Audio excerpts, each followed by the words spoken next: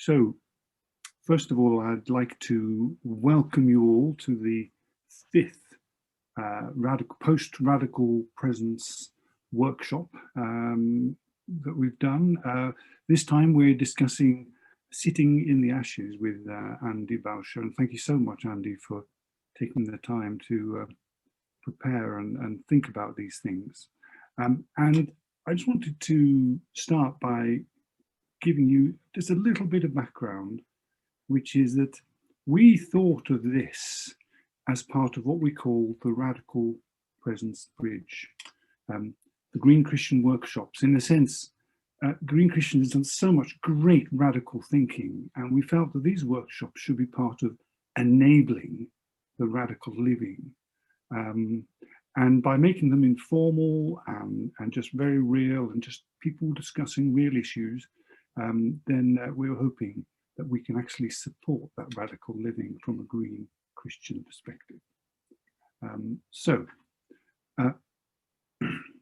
Before I ask Andii to introduce himself, I'd like to share that we're recording the session to make available to people who couldn't make it. So if you are particularly worried about it, it'd be really great if you could let us know, and we can take that into account. Or go off screen and change your name if that's okay. But do let us know if you've got a worry with that. So, Andii, can we go over to you? Yes, you can. Yeah, so welcome everyone, and thank you for coming along. I was hoping maybe a quirky title might get some interest, and maybe that's what did it. So glad to see you there. I'll tell you a little bit later, a bit more detail, but yeah, basically one of the main things probably to say at this point, and Staffan may supplement perhaps, is that we're going to be using a kind of online piece of technology called Mentimeter, which you'll need to get that in your browser a little bit later. You don't need to do it now. And at the top of the slides that I'll be presenting, there will be the web address for that, and there'll be a series of numbers easily laid out, which you would also need to put in when you visit the site so that you can then interact with the slides. That's what it's for. So there is it's a bit of an experimental thing, but when I saw it being operated, I thought, this is great for helping people to kind of think something through, but also give reactions en masse that loads of people can see. So we can kind of have a conversation, but without it being a babel, I hope. That's the hope. Although sorry, Stefan, you say. No, and one really useful thing I find is either if you can go for another screen, or just if you've got your smartphone available with a web browser, you can do it and not have to muck with your screen. Yeah, because that's the one little sneaky thing about it, is that you'll need to be able to see the presentation in one browser window, and you'll need to be able to use another window to interact with the with the site, as Stefan said. And that's where some people find a smartphone is a useful way to do the interaction bit, but then have the nice big presentation screen up, and then you can see the words that you write and what other people write scrolling through, and you can see the responses. So that's the only thing to get ready by. So if you have make sure you've got a spare browser tab or something like that ready to go to the Mentimeter site for your interactions. Tell us about yourself, Andii. So just introduce who you are. Where you are. Yeah, that's fair enough. Yeah, I'm the coordinating chaplain at Northumbria University. I'm a lifelong environmentalist, although how strongly that's been the case has waxed and waned through the last, I don't know, 40 plus years, I think. Yes, really. I started being interested when I discovered ecology in my early teens. And I actually joined what was then the Ecology Party at the age of something like 15, before I could even vote. Yeah, so that tells you something there. And I managed at my student union, I got them to pass a motion about aiming to recycle a load of, they used to use loads and loads of paper. So, yeah, small little bit of activism at student union level. Later after that, I got ordained. I'm an Anglican, yeah, I'm not sure. I've been a university chaplain. I've been in parishes. I'm really committed to the idea of people learning and theological learning, but that being something that the church owns, as it were, not just an elite of priestly figures or whatever. So I see this as part of that, if you like. I'll stop talking there, Staffan, otherwise I'll witter. That's good. So, over to you now. Tell us. Let's take it through for the next stage. Okay, so what I'll do is I'll share my screen, which will allow me to kind of talk you through what's going to be happening next. I'm going to make sure I get the right bit, and then I'll have to set up the thing to actually present to you. So here we go. Hopefully, if all's going well, you should now see a screen with the title on. If anyone doesn't, you might need to sing out and we'll try and work out what's going on. You'll see at the top of the page there, as I said before, the other website. So you might just want to use your time to type that in to your spare web browser tab or whatever. And you might want to get the code ready, but you don't need to do anything with it yet, but you can do. Totally up to you. So, okay, so as it says there, it's about aiming to have some kind of discussion of climate grief and lament, and how we do that as Christians. That's really what's been in my head as I've been thinking about this, and it's really quite a live issue for me. So we'll come on to that in a moment. As Staffan said earlier, he's going to do the all bit because most of you will be muted, but please do, vocalize when it comes to the all bit on this bit of opening liturgy. By wisdom, God founds the earth. By understanding, God upholds the heavens. By God's knowledge, the deeps opened up. And the clouds drop dew.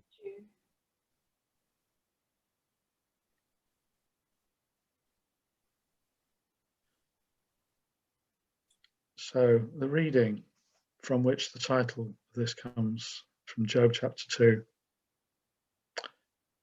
Job took a potsherd with which to scrape himself, and he sat among the ashes. And of course, I hope most of you may be somewhat familiar with the story, so you can place that within the story of Job as we have it. Multiple disasters have occurred to him, and he's almost literally got nothing left. His skin is even kind of betraying him, and so that's why he's scraping his skin, because there are boils and so on. And this is the image of absolute dejection that, in a sense, kicks off the real the middle part of Job. And it just seemed to me that it's an image perhaps that is appropriate to the kind of times I think we're facing now. I won't say any more about that really. I think it's, as an image, it's worth just letting it sit there and interact with our other thoughts and feelings. So I'm just not going to say much more about that. But I will pause for a few seconds while we kind of hold that in our thoughts.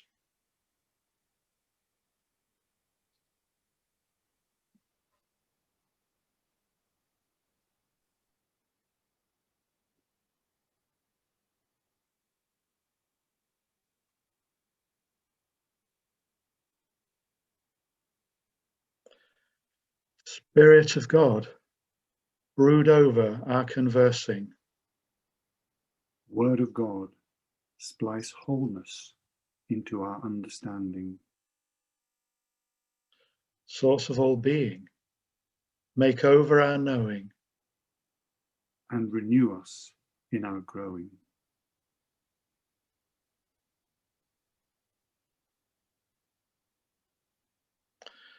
So folks, there will be time to converse or whatever later on, mostly in breakout groups, I think.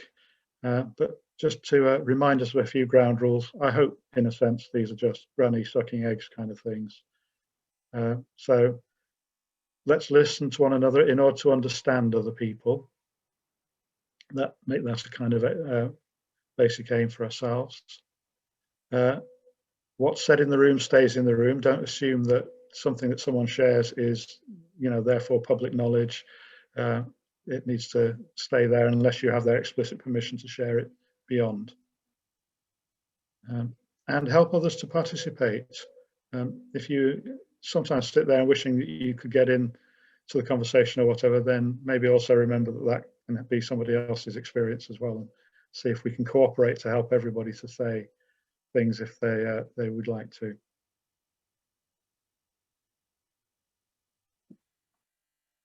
So let's have a bit of a think about what we're about to do.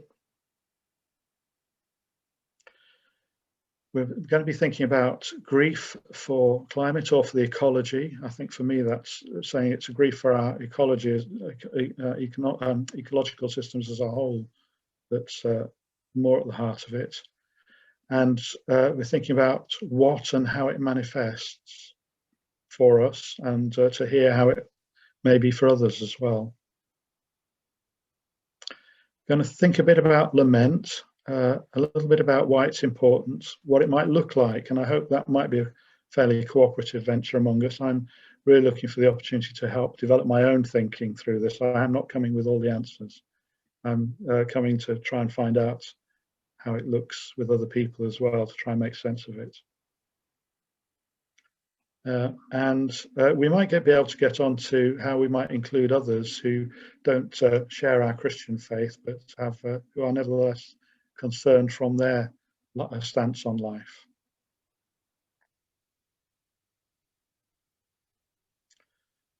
So, and we're going to be doing these things. There's going to be some interactive visual feedback, Mentimeter I've mentioned already. We're going to have some breakout groups for some discussion. And I'll be giving you inputs every so often to move things along and give frame thinking or give further ideas. So that's the kind of stuff that's going to be happening just ahead of time. So I want to kind of get us to start by thinking about grieving and lamenting, what's involved in them, and how do we cope. Some comments really by way of framing the whole thing and getting things set up. But I think there'll be a bit of a chance for you to interact with some of this. So if you haven't already done the website thing and got the code ready to put in, now might be a good time to make sure you do that. So when the opportunity comes, you're not ferreting around on your keyboard.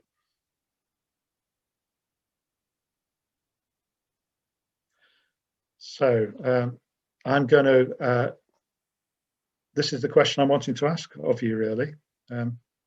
So how does climate grief manifest for each of us? So if you'd like to give yourself a few moments to do that, and this is the chance to use the Mentimeter thing, and hopefully you'll discover the joy of seeing it work and your words appearing on screen.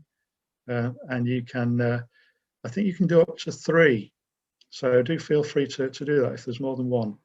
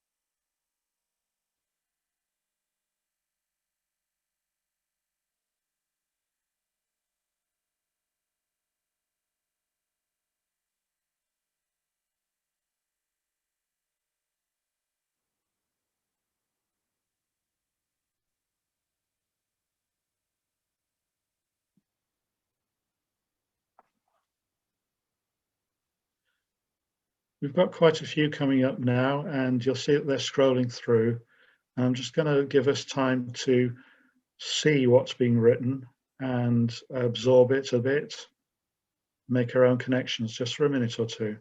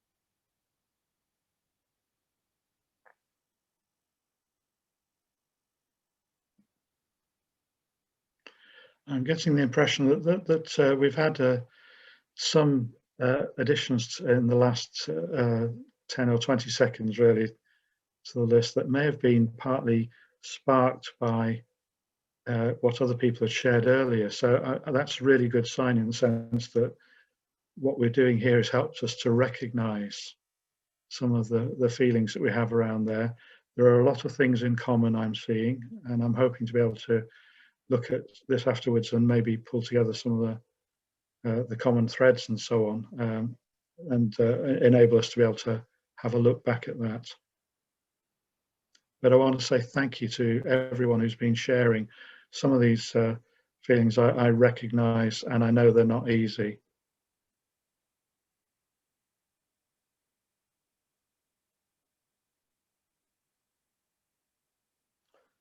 But I think I will move us on at that point. As I say, these won't be lost, and I'll collect them together. The Mentimeter gives me the opportunity to do that. So I will collect them together, and I'm happy to share them with anybody. They're all anonymous, so that should be okay.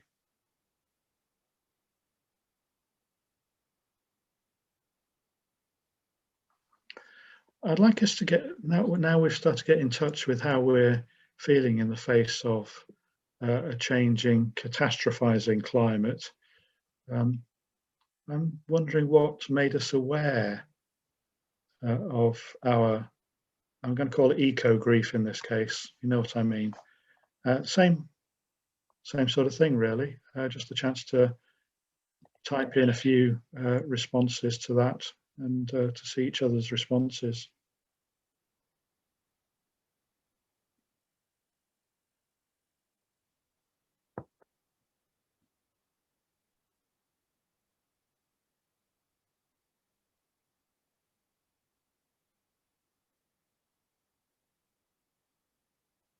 You need to type. You need to knock next question.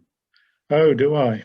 Or we do. We do. I've just had to do that to get. Sorry. Thank you. Thanks, Staffan, for spotting the user experience dimension, which I'm not privy to necessarily.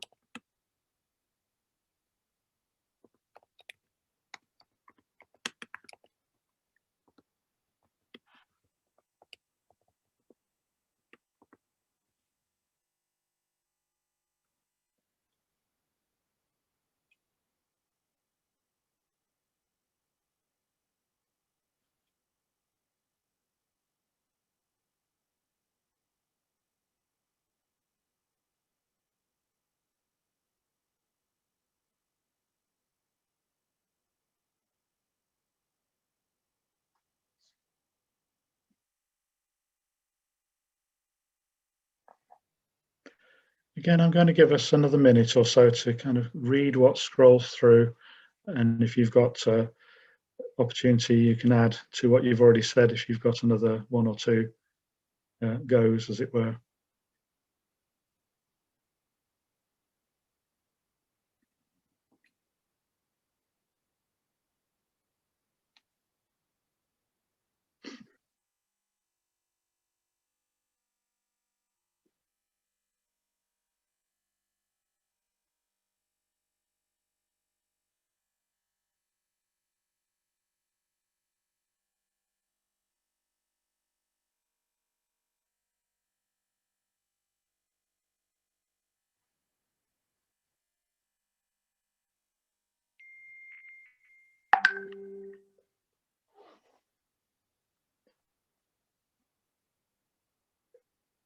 Again, thank you to everyone who has been and is sharing some of those things.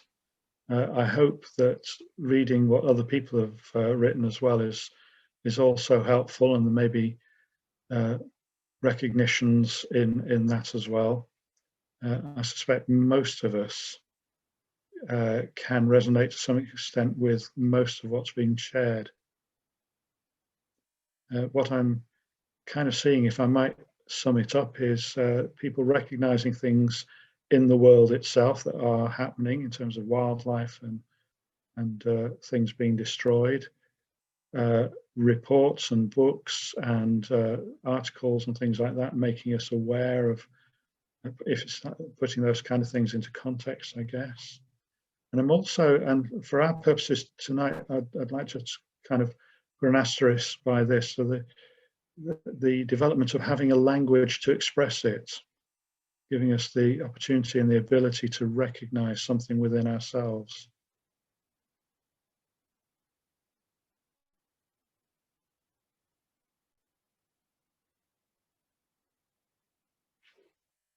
Okay, it's always a bit of a judgment call here, but I'm hoping to move us on in just a few moments.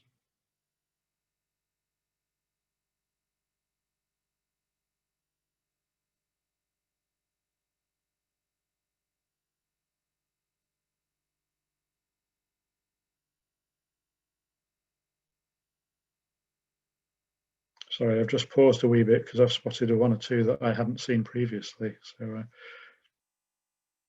I'm wanting not to move on till I've had a chance to see that, and presumably you as well.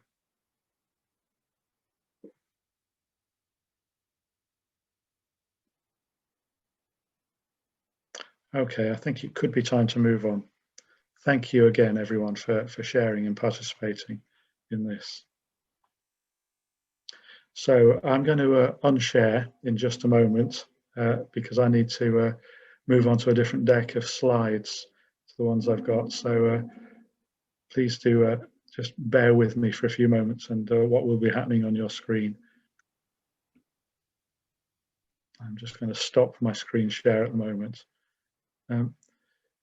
While I'm just doing that, it's probably only going to take a minute or so, but do feel free to, if there's anything in particular anyone spotted or whatever that you'd like to pick up, you could do that verbally, but as I say, we don't have a lot of time to do that, but do feel that you can use the opportunity. Sorry, this is a practical question. I couldn't work out how to add a comment on the Menti screen at all. Tried typing and nothing happened at all. It could be I had the problem like this, and it could be when it went wrong for me. I was trying to type on the wrong screen of the two screens. Right. Well, I've got a split screen up at the moment with both right, yeah, Menti in front and Zoom behind. Right. Yeah, you probably need the Menti one rather than the Zoom one, I think, to try and do it on.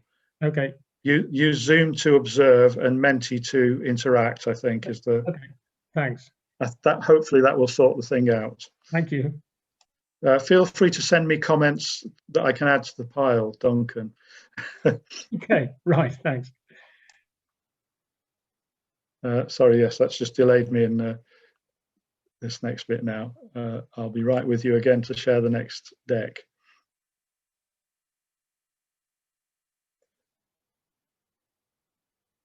And I'm having to do it like this because I'm still testing this out, so I haven't bought a license yet. This is just the testing out version of Mentimeter. So I have to do it in 2 decks rather than 1. So I'm just about to share again.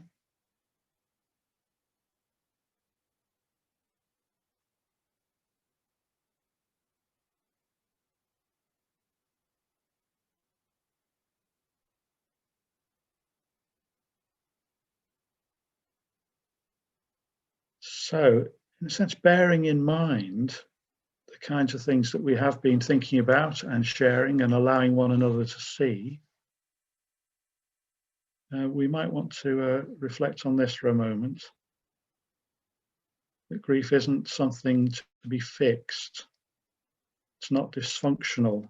It's a healthy and necessary process we have to undergo in order to heal. And I think that's really important to bear in mind. Quite a lot of our society, quite a lot of our culture is intent on running away from what it perceives to be negative emotional experiences. And that's really dangerous when it comes to dealing with things like grief for us. So we need to affirm the importance of grief as something to be worked through and not fled from. A few years ago, with the head of counselling in my university, we stood in front of a bunch of students who'd just lost a classmate in one of those freak sort of accidents. And one of the things that we were saying to them is, grief is perfectly normal. It's not dysfunctional. You probably don't need counselling unless, you know, it's still going on in several months' time. And the thing to do is to give yourselves permission to grieve. And that's, I would still stand by that as a general approach, that it's something that we work through. So I want to affirm those kind of feelings of grief and those other emotions that we've shared in response to what we discovered and we've been learning about what's happening with our climates and our ecosystems. That's not something to shy away from. It's a case of learning how to live with and through them. So carrying on from that quote, so go ahead and grieve. It's a good sign that you're shedding old defenses and denials. What we need now, it's what we need now in the fight to save what remains. It becomes a resource to us.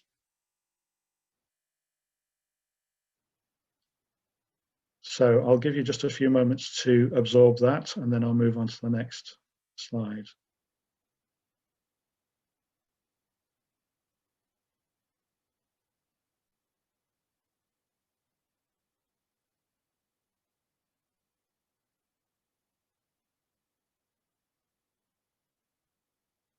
So when we approach this for ourselves and with others, and perhaps offering pastoral care for others, there are several ways. You've heard of the stages of grief, and I'm not very keen on that model. What I found more helpful is something called an approach called tasks of grieving, because stages seems to imply that you're supposed to go from one to the other, to the other, to the next.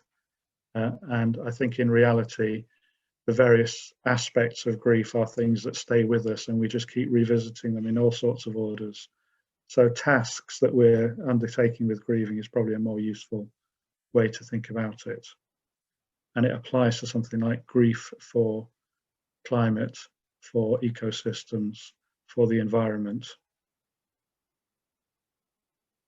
So one of the tasks is to accept the reality of the loss, to recognize that there is something real has happened here, and it will be something, you know, there's something we now have to live without, or someone we now have to live without. Disavowal is the kind of reverse of that, where we kind of just brush it away and try to, almost in a sense, pretend it's not the case, try to ignore it, try to leave it aside. One of the other tasks is to work through the painful emotions, to actually face them or go with them, let them be with us, and the difficult mirror image to that some people use, which is probably not ultimately helpful to them, is just numbing, where we try by disavowal, by ignoring and so on, we numb ourselves, and we cease actually sometimes even to be able to feel other things as well. So we need to work through the painful emotions, and a Christian community such as, in a sense, we've got gathered around these screens can be a powerful ally to help us to do that, where we can give one another permission to work through those painful emotions, to hold one another, to be there for one another. And I hope maybe some of that is going on either through this or within your own local contexts. But it's a corporate task we're facing as well, to work through these emotions. Adjusting to the new reality is a task of grieving.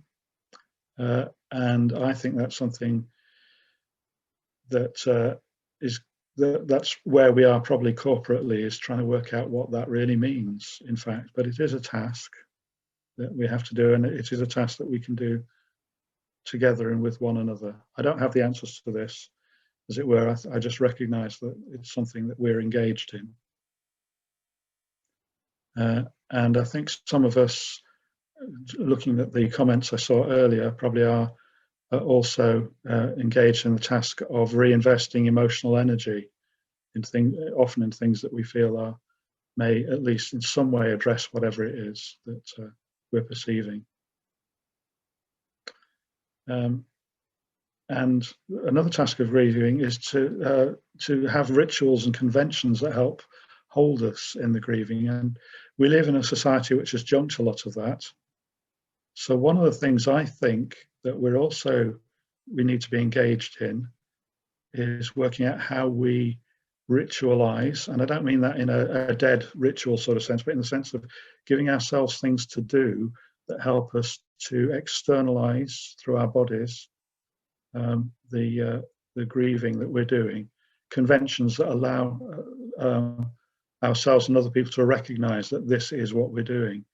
You know, it used to be the case that people would close curtains and wear armbands and all of that kind of thing, and that gave a kind of societal recognition that grieving was going on for individuals and families and so on. But we need to discover a kind of a language, a bodily language, I think, to allow us to do this as well. So that's one of the things we might want to talk about together in the breakout groups and beyond.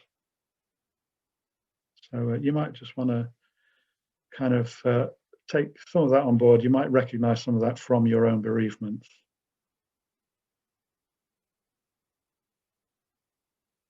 And I think there are some tasks of lament. One of those is to name the losses and harms. And actually, in that first exercise we did with Mentimeter, there was some of that going on, definitely. And I think we probably need to do more of that. And I'm working on some in my own mind more than writing down at the moment, but I'm collecting resources to help name losses and harms, because I think it's important that we do that collectively as part of our lament.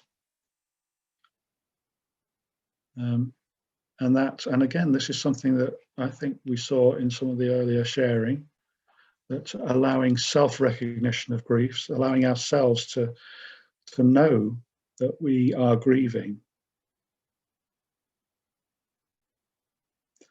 I've mentioned it in passing on the previous things, but communal expression is really important.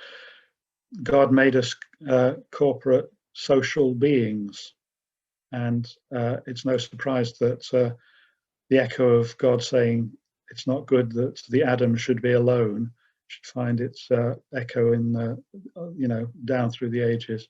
And in this, it is not good that the human being, you and me, should be alone. So part of the task as well is to build solidarity and to enable us through our going through the processes of lament, if you like, to enable us to live with or against the harms and the griefs that we are grieving, our bereavements. So I hope that might be a helpful kind of thing. And certainly for me, what I'm trying to do, as I've hinted already in some of the work I'm doing, is working on naming some of those losses and harms and working out how we can best express those communally, both in terms of words, but also in terms of actions and rituals and so on. And I hope that as we learn how to do this as Christians, and Christians within a wider community as well, we can build solidarity, we can find proper expression for some of these things, we can enable ourselves and others to live, I want to say, more against the harms and griefs that we're talking about. So that's I'm aware that I'm doing quite a lot of talking at you and presenting at the moment, but I do want to also we will soon get on to a chance where you can kind of process these in smaller groups. I found this from some of us in the room may already remember talking with Panu, or perhaps you've read some of his stuff before. And one of the things he wrote is that it's compassion which causes the despair. We share the sufferings and joys of a creation in travail, together with a God who truly knows passion. It's kind of say there's a bittersweetness about knowing God in this, I think. So we lament. Hope has been renewed by relearning to cry sometimes, to feel angry, and to feel despair. So I hope that, or the perspectives I've just been sharing along with this kind of summary of those, will be helpful and encouraging to you to actually stick with it, with these difficult emotions and responses that we feel,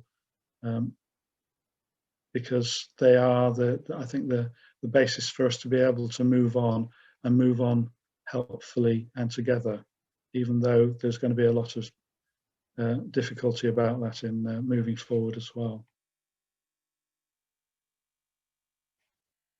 So this is where you get to chat with one another, and hopefully we'll have enough time as well to share some of this stuff as well. But going to break up into breakout groups shortly, and the idea is for this to learn from our own experiences of what has helped us to lament together. It may be that some people have got some good experience in this and some people haven't yet, but may have observed things. So this is the opportunity just to share that. What could help others beyond our own circles, perhaps, to connect with their grief and to express it helpfully. So I'm hoping that will be able to, that's enough to be able to get on with a conversation over the next 10 minutes or so, I would hope.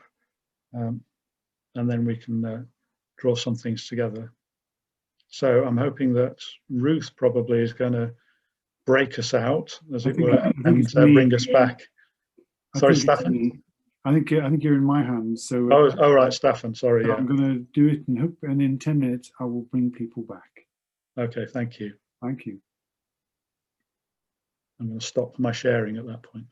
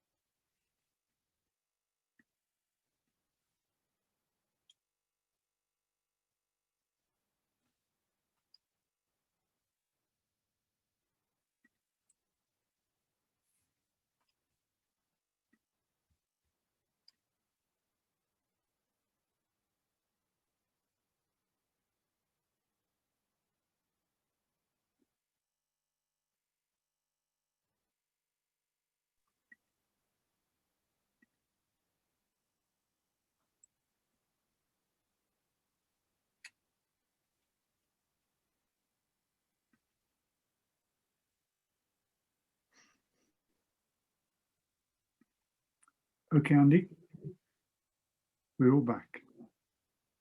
Okay, thank you. Sorry for one or two of you that may have felt like more of a surprise than it was intended. We saw a message to tell us it was going to end, but maybe that wasn't seen by everyone. Apologies if that was the case. I'd like to try and have a go at pulling together some of that, but with the amount of 30 odd people in the room, so to speak, you can appreciate that doing that verbally would take way more time than we've got left. So it'll be no surprise that I've set up a thing for Mentimeter to enable us to do that. So if you'll just give me a few moments to set that up, I'm hoping that we'll have a chance to do that in just a moment.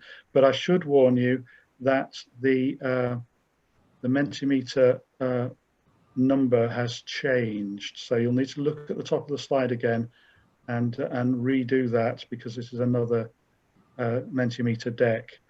So you'll need to put a different set of numbers in to participate in this.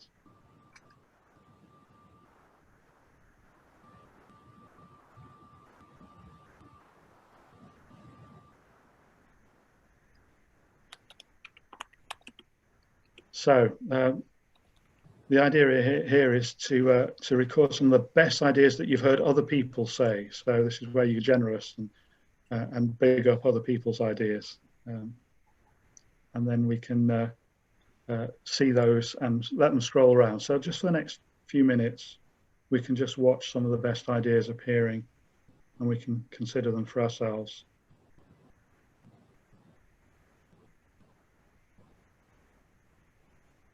If you need to start again and put in a new window with menti.com, then do that. But it might be easy enough to do, just change the number.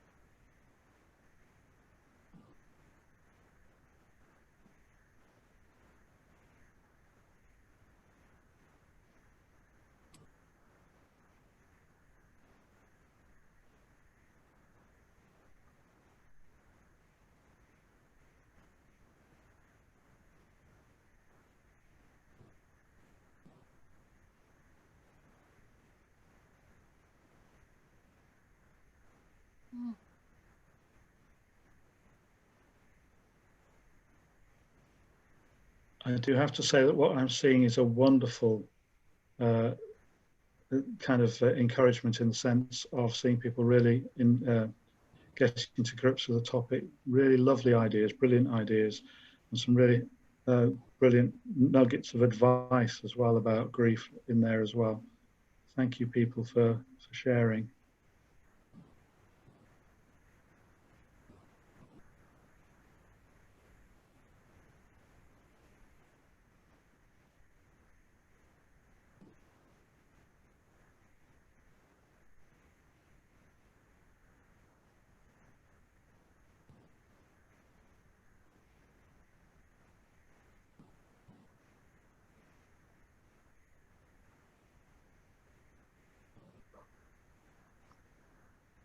Where, Andy, we're now coming to nearing the end of Yeah. our hour.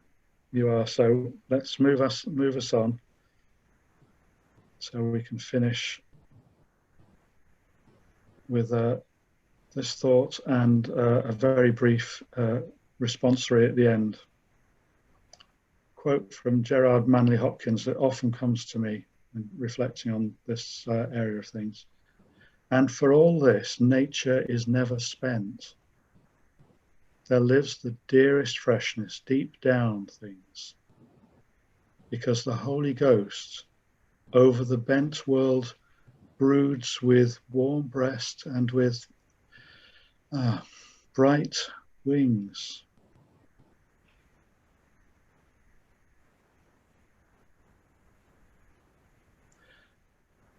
Lead us into gracious and merciful living,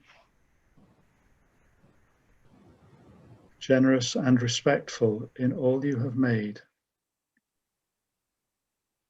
As we contemplate your creation, O God, We see wildness and order, chance and necessity, freedom, freedom and limits. and limits.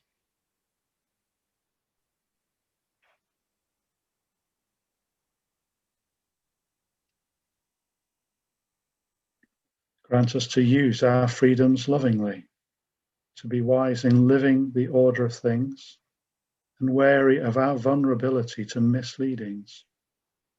For yours is the kingdom, the power, and the glory, Now now and forever.